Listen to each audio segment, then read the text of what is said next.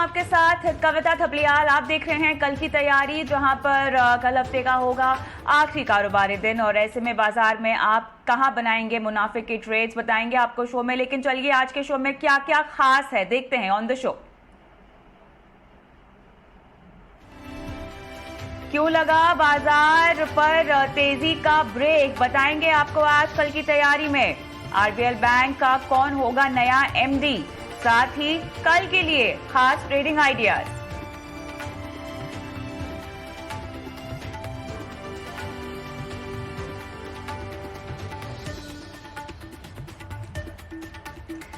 लेकिन बाजार की आज की चाल की बात करते हैं सबसे पहले, जहां पर हमने देखा कि तेजी पर थोड़ा सा ब्रेक लगा है और आज क्योंकि वीकली एक्सपायरी का भी दिन था तो काफी हद तक हमने उसका प्रभाव भी पड़ते हुए देखा। आज हमने देखा 1% से ज्यादा गिरावट के साथ क्लोजिंग हुई है। निफ्टी 179 17,745 पर बंद हुआ है। वहीं अगर सेंसेक्स की बात करें तो यहाँ पे लगभग 621 अंक की गिरावट के साथ 59,601 के लेवल पर क्लोजिंग हुई है। लेकिन ओवरऑल बाजार में आज हमने कहाँ हलचल देखी है, कहाँ पर एक्शन रहा है, बता रहे हमारे सहयोगी शरद दुबे। जी बिल्कुल, ये ग्लोबल फैक्टर्स का भी एक कारण बन सकता है, जहाँ पे जो इस साल में सबसे पहला दिन है जहाँ पे लॉसेस देखने को मिला। और हाँ, 4 दिन का गेनिंग स्ट्रीक भी जो है टूटा। तो ओवरऑल मुनाफा वसूली कह नहीं सकते, लेकिन हाँ आईटी सेक्टर में जरूर कह सकते हैं, क्योंकि उनके नतीजे आ रहे हैं अगले हफ्ते। अगर देखा जाए तो मिड कैप और स्मॉल कैप इंडिसेस ने लेकिन अच्छा प्रदर्शन किया इस समय। अभी 3% पिछले 5 दिन में आपके मिड कैप इंडिसेस भागे, और स्मॉल कैप जो है आज भी रैली किया, और पिछले 9 दिन में 8 दिन जो है वो आ गए। हालांकि निफ्टी बैंक में आज इंट्राडे रिकवरी जरूर हुई थी 500 पॉइंट की, लेकिन फिर भी 5 दिन का गेनिंग स्ट्रीक जो है उन्होंने ब्रेक किया। अब देखिए कौन कौन सेगमेंट्स में बाइंग देखने मिली। तो सबसे पहले आपके infra, capital goods, sugar, textile, ये छोटे छोटे जो स्टॉक्स है या जो आपके छोटे सेक्टर्स है, यहाँ पे थोड़ी मूवमेंट देखने मिली। लेकिन हाँ, आईटी जो इंडेक्स एज अ होल है पिछले 3 सेशन से प्रेशर में था, और बिकॉली आपकी रियलिटी, बीएफएसआई, एनर्जी और सीमेंट स्टॉक्स में भी देखा गया। अब निफ्टी की टॉप गेनर्स के बारे में बात कर लेते हैं, जहां पे यूपीएल जो है यहाँ पे एक ब्रोकरेज अपग्रेड आया और स्टॉक जो है 2% के ऊपर था। इंडसइंड बैंक के तीसरे तिमाही के अपडेट बहुत अच्छे आए, जहां पे लोन्स एडवांसेस का भी डबल डिजिट ग्रोथ देखने मिला।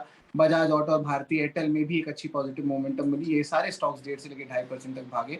निफ्टी लूजर्स में, आपके टॉप लूजर्स में आपके हार्ड एसेट्स है, जैसे कि JSW steel, UltraTech cement, IT space से टेक महिंद्रा, जहाँ पे सबसे बड़ा आपका निफ्टी आईटी इंडेक्स का लूजर में था श्री सीमेंट। यहाँ पे भी लगभग आपको 2.5 से लेकर 3.5% के ऊपर जो है डाउन टिक देखने मिले आज के दिन के ट्रेड में। मिड कैप गेनर्स की भी बात कर लेते हैं। पूना वाला फिनकॉर्प जो एक स्पेशल सिचुएशन स्टॉक है, एनबीसीसी जहाँ पे ऑर्डर्स आ रहे हैं, और केपीआईटी टेक यहाँ पे भी एक ब्रोकरेज अपडेट आया है। तो ये सारे स्टॉक्स में भी एक अच्छी मूवमेंट देखने मिली, एक अच्छा स्ट्रेंथ देखने मिला। और आखिर में भारत फोर्ज की भी बात करूंगा, यहाँ पे भी जो है उनके क्लास 8 ट्रक के ऑर्डर जो दिसंबर के आंकड़े आए थे, मंथ ऑन मंथ बेसिस ले लीजिए या ईयर ऑन ईयर बेसिस ले लीजिए, बहुत अच्छे आंकड़े आए थे। ऑलमोस्ट 55% से ज्यादा ग्रोथ देखने मिला।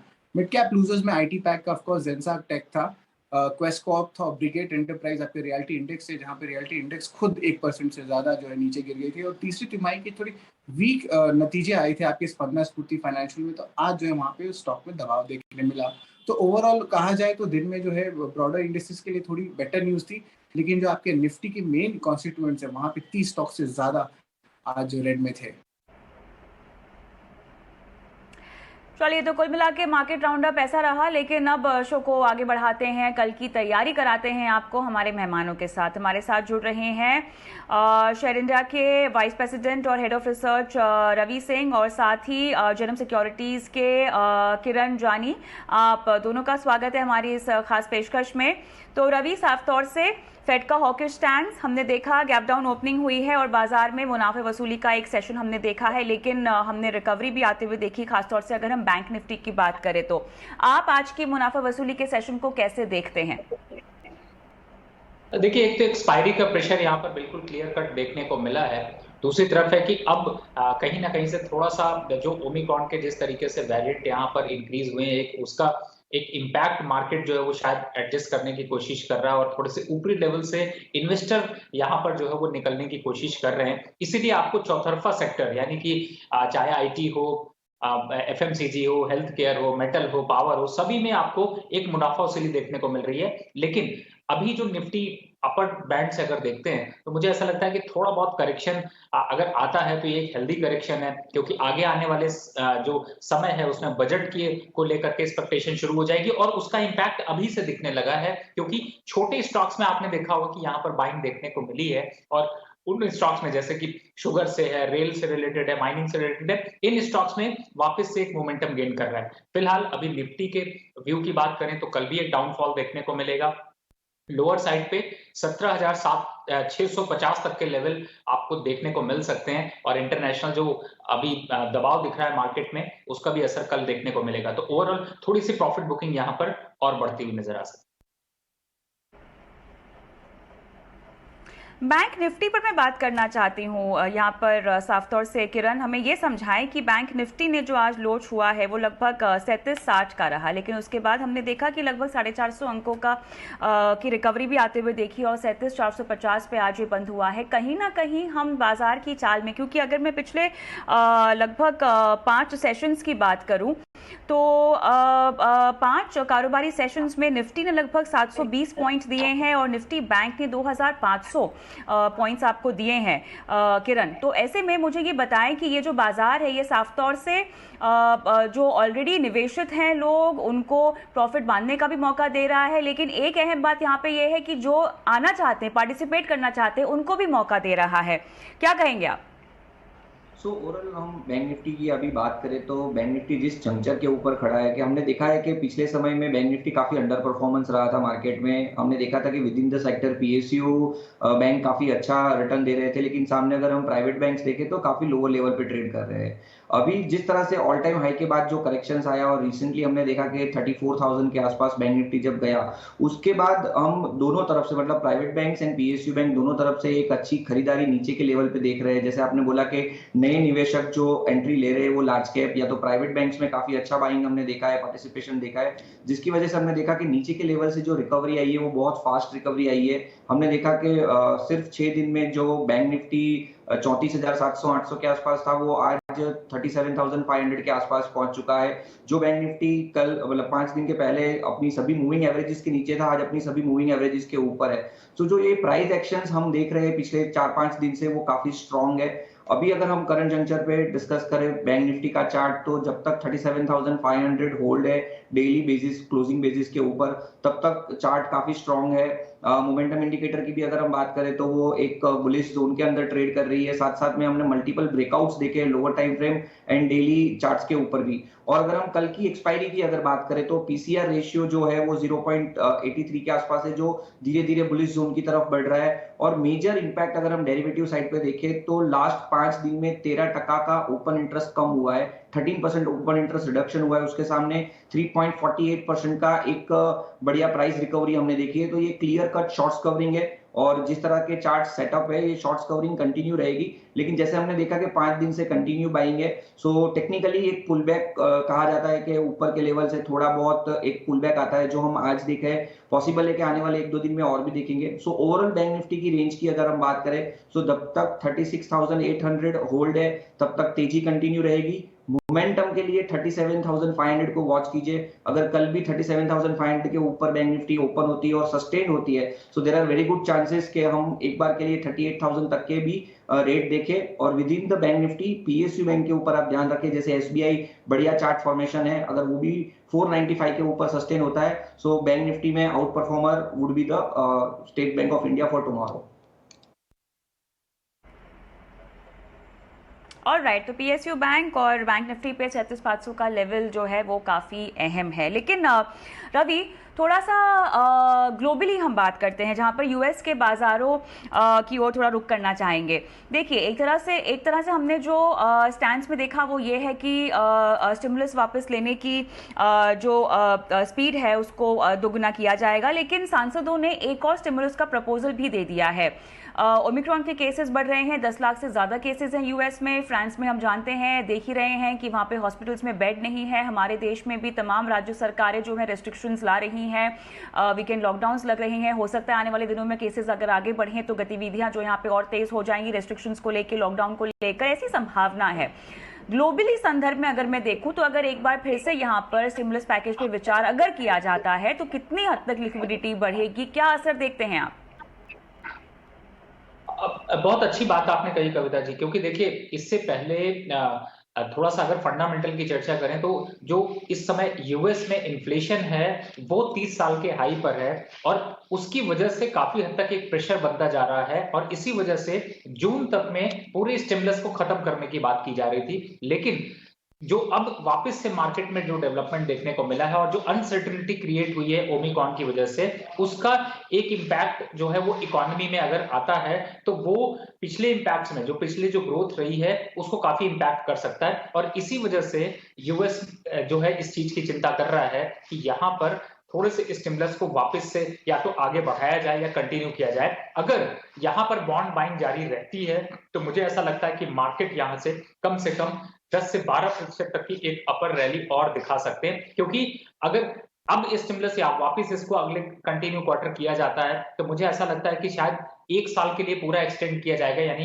दिसंबर तक के लिए एक्सटेंशन यहाँ पर मिल सकता है। तो अगर ऐसा हुआ तो मार्केट में 8 से 10% तक का मूव अपसाइड का देखने को मिलेगा, क्योंकि लिक्विडिटी का जो फायदा है, जो इन्वेस्टमेंट आएगा वो इक्विटी की तरफ ज्यादा अट्रैक्ट करेगा। अब भारतीय बाजारों की चर्चा करें तो इंटरनेशनल क्रूज को देखते हुए भारतीय बाजार थोड़े से यहाँ पर जो है वो ओवर परफॉर्म कर सकते हैं, यानी कि अगर यूएस का मार्केट आपको 1 से 1.5% बढ़ता हुआ नजर आएगा तो भारत का मार्केट आपको 3 से 2.5 से 3% बढ़ता हुआ नजर आएगा। वो इसलिए मैं रेशियो की बात कर रहा हूं क्योंकि अब यहाँ पर आगे आने वाले समय में बजट की एक्सपेक्टेशन है और बजट की एक्सपेक्टेशन में स्टॉक्स में काफी अच्छी रैली देखने को मिलती और तब तक मार्केट में बहुत बड़ी गिरावट नहीं देखने को मिलती। वापिस से एफआईआईज का यहाँ पर अब निवेश फिर से बढ़ना शुरू हो गया है। छुट्टियों की वजह से एफआईआईज ने अपने फंड को जो है वो प्रॉफिट बुकिंग किया, निकले बाहर, लेकिन अब वापस से उनके पास ऑप्शन यहाँ पर हैं, तो बहुत बड़ा फॉल नहीं देखने को मिलेगा। और अगर यहाँ पर यूएस सपोर्ट करता है या यूएस का बैंक यहाँ पर सपोर्ट करता है तो उसको लेकर के इकोनॉमी में फिर से एक हेल्दी अपसाइड मोमेंटम देखने को मिल जाएगा। चलिए, तो आपने अच्छा आकलन बताया। यहाँ पे 8 से 10% की तेजी हम बाजार में और आते हुए देख सकते हैं अगर ये लिक्विडिटी बढ़ती है तो। लेकिन और भी जानकार हैं जो हमारे चैनल पर आए हैं और उन्होंने बाजार की चाल को लेकर अपनी अपनी उम्मीदें और संभावना और आशंकाएं जो हैं ये बताई हैं। तो जीरोधा के को फाउंडर निखिल कामत ने कहा है कि पिछले 2 सालों में बाजार में रिटेल निवेशकों की भागीदारी काफी बढ़ी है और आगे इसमें और भी बढ़ोतरी आने की उम्मीद है। जितना मार्केट ऊपर जाता है जनरली लोग अकाउंट खोलते हैं ज़्यादा उस टाइम पे। अगर आप पिछले 1.5 साल की बात करें तो market has seen a consistent rally और उस टाइम पे अकाउंट ज़्यादा खुले हैं। अगर आप अगले 2 साल अगर किसी कारण से बेयर मार्केट हो जाए तो अकाउंट ओपनिंग वैसे भी कम भी हो जाएंगे। अभी जो इमीडिएट फ्यूचर में मैं बोल सकता हूँ कि जो LIC का IPO है, लोग बोल रहे हैं कि they have 30-35 crore policy holders. जब वो लिस्ट होगा शायद एक बड़ा स्पाइक होगा इन टर्म्स ऑफ कितने लोगों के पास डीमैट और ट्रेडिंग अकाउंट है। बट उसको छोड़ के अगर आप पूरी पॉपुलेशन देखिए of India, it's still about 2% of the country जिसने either directly or indirectly share market में निवेश किया है। If you compare this to a developed country, वहाँ पे numbers are more like 50-60%. So उस कंपैरिजन से देखेंगे तो the trend will probably remain up. Inflation के कारण लोग आजकल बैंक FD में पैसा नहीं लगाना चाहते हैं क्योंकि actual rate yield is negative today. Inflation is higher than आपको बैंक FD में कितने पैसे मिलते हैं। And real estate to a large extent in India has plateaued. पिछले 10 साल में कुछ ज़्यादा रियल एस्टेट प्राइसेस बढ़े नहीं हैं। अगर लोगों को इन्फ्लेशन बीट करना है तो stock market is one of the ways in which people across the world have used to beat inflation for a long time now. So I think participation will continue to increase. The pace of participation is probably determined by are we in a bull run or a bear run. चलिए, इसके अलावा बाजार में किन sectors में अभी निवेश के मौके हैं, कौन कौन से शेयर में आपको अब निवेश करना चाहिए, न्यू एज कंपनियों को लेकर क्या नजरिया है? गिरिक कैपिटल के एमडी और फाउंडर चरणदीप सिंह ने बात की हमसे और सुनाते हैं आपको उनके pics. You also have had, Girik as a house being very underweight the financials now for a very long time. I think I would go back to almost 2 years pre-pandemic. So we have had very select names, but I think we've stuck to the large leaders, where we believe survivorship is not an issue and reasonable growth is not an issue. So we've stuck to the top 3 odd names in the private space and maybe 1 name in the PSU space. And again, the overall stance with financial services has been quite one of guarded optimism. We do believe that there are better places to position oneself. And like I mentioned, for us, technology has and remains a strong theme across various verticals in technology, not just IT and IT services.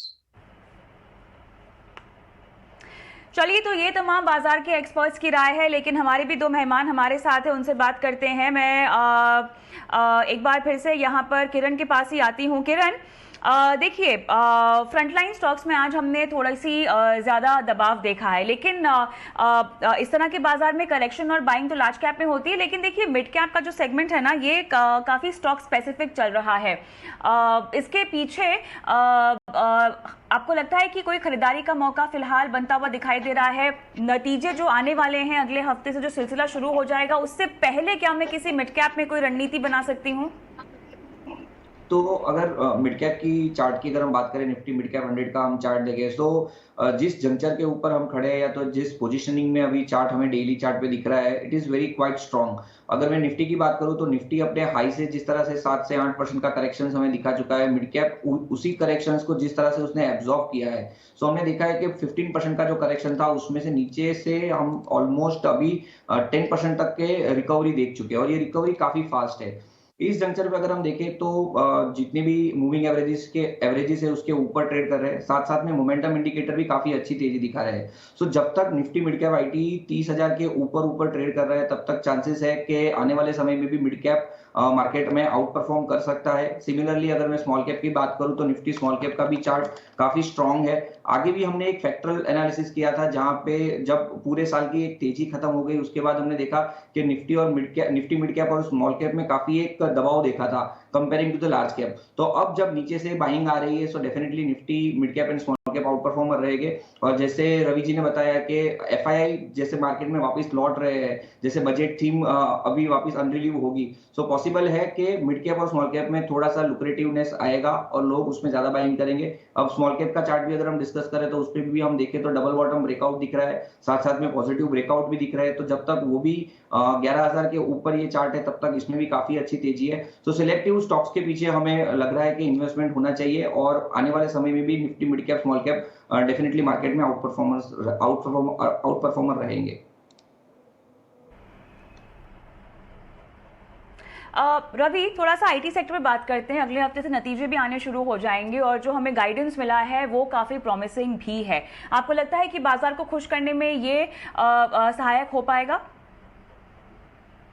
बिल्कुल, देखिए जिस तरीके से कविता जी यहाँ पर growth देखने को मिली है आईटी सेक्टर में, और इनफैक्ट एक एनालिसिस आप देखिए कि पिछले 5 सालों में अगर आप कंपैरिजन करें तो आपको बेस्ट परफॉर्मर जो मिला है वो है आईटी और केमिकल सेक्टर से और पावर सेक्टर से देखने को मिला है। और वर्स्ट परफॉर्मेंस अगर 5 साल का रिकॉर्ड अगर देखते हैं, कंपैरिजन करते हैं इंडस्ट्री का, तो बैंक रहा है। तो ये कहीं ना कहीं से क्लियर कट इंडिकेशन है कि जो टेक्नोलॉजी सेक्टर हैं उनमें परफॉर्मेंस काफी अच्छी देखने को मिलेगी। और अगर मैं सेक्टर के स्टॉक के स्पेसिफिक अगर बात करता हूं तो जो अभी जिस तरीके से यहाँ पर ग्रोथ देखने को मिली है और खास तौर से रुपी को लेकर के डॉलर की भी इनकम यहाँ पर काफी कंपनियों की बढ़ी, तो उसका फायदा सीधा आईटी कंपनीज को देखने को मिलेगा। टीसीएस, इन्फोसिस, विप्रो, जिस तरीके की रैली इन स्टॉक्स ने दिखाई है वो आगे अभी और कंटिन्यू होती हुई नजर आएगी। तो मुझे ऐसा लगता है कि आगे आने वाले समय में जो मार्केट रैली करेगा उसमें भी आउट परफॉर्मर अभी आईटी सेक्टर ही रहेगा और खासतौर से आईटी सेक्टर के बड़े दिग्गज इसमें बड़ा अहम रोल अदा करेंगे, क्योंकि अब रिजल्ट सेशन आने वाले हैं और एक्सपेक्टेशन के हिसाब से अगर एवरेज वैल्यू के पॉइंट ऑफ व्यू से अगर कैलकुलेट करें शॉर्टर पीरियड में भी, तो आपको इन्फोसिस आईटी सेक्टर में इन्फोसिस और विप्रो की आउट परफॉर्मेंस आपको देखने को मिल सकती है। टीसीएस और जो दूसरे सेक्टर हैं उनमें, टीसीएस और जो दूसरे स्टॉक्स हैं उनमें थोड़ा सा आपको कंसोलिडेशन देखने को मिलेगा, लेकिन ओवरऑल स्टॉक अच्छे हैं, सेक्टर अच्छा है और नए निवेश के पॉइंट ऑफ व्यू से भी काफी अच्छे प्रोस्पेक्टिव यहाँ पर बनते हुए नजर आ रहे हैं। ऑलराइट, और अब रुक करते हैं उस सेगमेंट की ओर जिसका सभी दर्शकों को बेसब्री से इंतजार होता है। वीआईपी शेयर्स की ओर बढ़ते हैं।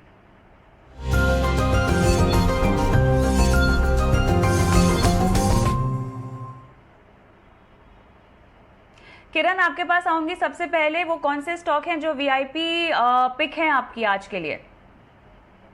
तो जिस तरह से डेरिवेटिव डेटा की हमने स्टडी की है तो उसके हिसाब से UBL is the first counter जो हमें अच्छा लग रहा है। सो पहले हम टेक्निकल सेटअप की बात करते हैं, तो टेक्निकल सेटअप में हम देखें तो स्टॉक प्राइस अपने 20, 100 एंड 200 डीएमएस के ऊपर ट्रेड कर रहा है। लोअर टाइम फ्रेम की अगर हम बात करें तो एक फॉलिंग ट्रेंड लाइन ब्रेकआउट भी हमें दिख रहा है, और लास्ट 3 दिन से अगर आप देखोगे तो लगातार एक ग्रीन कैंडल्स बना रही है, स्टॉक ऊपर ही क्लोज दे रहा है और वॉल्यूम्स भी कंटिन्यूअसली असेंडिंग मोड में बढ़ रहे हैं। और डेरिवेटिव डेटा की अगर हम बात करें तो लास्ट 5 दिन में 27% से ओपन इंटरेस्ट कम हुआ है और साथ साथ में प्राइस 2.80% बढ़ी है। सो ये क्लियर शॉर्ट्स कवरिंग की इंडिकेशन है। और लेकिन जो शॉर्ट्स कवरिंग का क्वांटम है वो बहुत कम है, लग रहा है कि यहाँ से और ज्यादा शॉर्ट कवरिंग आएगी और प्राइसेस में एक अच्छा उछाल हम देख सकते हैं। तो यूबीएल कोई भी डिप आता है 1580 1570 के आसपास आप लॉन्ग कर सकते हो। इंट्राडे प्रोस्पेक्टिव से आप 1630 का टारगेट रख सकते हो, और अगर आप पोजिशनल ट्रेडर हो तो 1700 तक के भी आप टारगेट रख सकते हो, और स्टॉप लॉस तक के लिए आप 1545 मेंटेन कर सकते हो इसमें।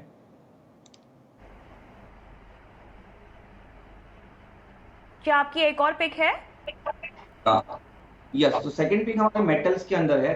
सो मेटल्स में हमने देखा है कि काफी टाइम से आउट परफॉर्म किया मार्केट में। आउट परफॉर्मेंस के बाद हमने देखा कि एक फॉलिंग चैनल के अंदर ट्रेड कर रहा था, उसके बाद एक रेक्टेंगल पैटर्न के अंदर साइडवेज टू प्राइस करेक्शंस, हमने टाइम करेक्शंस देख लिया है। अब जिस तरह से वापस वो टाइम करेक्शंस जो देखा था, या तो जो कंसोलिडेशन जोन था उसमें से हमने देखा है कि निफ्टी मेटल एक ब्रेकआउट दे रहा है, और काफी सारे स्टॉक्स हम देखें तो अपनी जो इंपॉर्टेंट मूविंग एवरेजेस है उसके ऊपर आते हुए दिख रहे हैं। So Hindalco is one of our preferred choice. Daily chart पे अगर हम देखें तो clear inverted head and shoulder breakout हमें दिख रहा है, और प्राइसेस अपनी सभी मूविंग एवरेजेस के ऊपर ट्रेड कर रहे हैं। साथ साथ में आरएसआई की अगर हम बात करें तो वो भी बुलिश जोन के अंदर ट्रेड कर रही है, और एडीएक्स भी जो है वो अपवर्ड स्लॉप के अंदर ट्रेड कर रहा है। सो ओवरऑल सेटअप जो है वो पर्टिकुलरली इंडेक्स का और स्टॉक्स का दोनों का बुलिश है। So Hindalco we can go long 474 478 के बीच में हम लॉन्ग कर सकते हैं। इंट्राडे के लिए 494 या तो पोजिशनली हम 520 तक के भी टारगेट देख सकते हैं, and 469 would be the stop loss. Okay, चलिए रवि, आपके वीआईपी स्टॉक्स कौन से होंगे आज के लिए? कविता जी ने आपने मिड कैप और स्मॉल कैप की चर्चा की है। मेरे दोनों स्टॉक स्मॉल कैप और मिड कैप के हैं और इन्वेस्टमेंट के पॉइंट ऑफ व्यू से काफी अच्छे हैं, और खास तौर से जो मोमेंटरी गेन करना चाहते हैं ऐसे गिरते हुए मार्केट में, उनके लिए भी बहुत अच्छा स्टॉक है। पहला स्टॉक है मेरा गुलशन पॉली। अगर आप देखेंगे 1473 करोड़ के करीब मार्केट कैप है, और परफॉर्मेंस कंटिन्यूअस अप ट्रेंड में रहा है ये स्टॉक, और अच्छी यहाँ पर टेक्निकल सेटअप तो अच्छे है ही है, लेकिन फंडामेंटल सेटअप पे अगर आप जाते हैं तो क्वार्टर ऑन क्वार्टर ग्रोथ इनकी काफी अच्छी देखने को मिली है। एबिटा ग्रोथ 40% लास्ट क्वार्टर में इन्होंने दिखाया था। इस बार भी एक्सपेक्टेशन है कि करीब 40% से 45% का एबिटा ग्रोथ देखने को मिलेगा। ओवरऑल स्ट्रक्चर अच्छा है, बाय करके रखिए। 380 रुपए तक के टारगेट आपको देखने को मिल सकते हैं, और ऐसे गिरते मार्केट में भी आपको अच्छे रिटर्न दे रहा है। तो पहला स्टॉक है जिसे आप अपने पोर्टफोलियो में शामिल कर सकते हैं और एक अच्छे रिटर्न्स मोमेंटरी गेन कर सकते हैं। दूसरा स्टॉक मेरा है इंडस टावर। टेलीकॉम सेक्टर की चर्चा होती है और जिसमें सिर्फ एक ही लीड करते हैं, खासतौर से भारतीय एयरटेल में आपने अच्छी परफॉर्मेंस देखी, लेकिन ये ऐसा है कि जो कि तीनों कंपनियों के लिए टावर बनाता है, चाहे वो वोडाफोन हो, भारतीय एयरटेल हो, जियो हो, और इसका फंडामेंटल स्ट्रक्चर भी काफी स्ट्रांग है। ये क्वार्टर बेसिस पे इसकी ग्रोथ काफी अच्छी देखने को मिली है, और मुझे लगता है कि 20% की ग्रोथ टारगेट के साथ ये स्टॉक आपको बाय करके रखना चाहिए। छोटा स्टॉक है, 261 रुपए के पास स्टॉक है, अपसाइड में टारगेट 300 रुपए तक का देखने को मिल सकता है। तो ये 2 स्टॉक हैं जो कि आपकी कल की तैयारी में, आपको कल के मुनाफे के लिए बहुत जरूरी है। चलिए, बहुत बहुत शुक्रिया रवि जी आपका और किरण जी आपका शो पर आए और तमाम दर्शकों को कल के बाजार की ट्रेड आपने समझाई है। इसी के साथ मुझे भी इजाजत दें, लेकिन तमाम खबरों की अपडेट के लिए बने रहें ET Now स्वदेश पर ही। नमस्कार।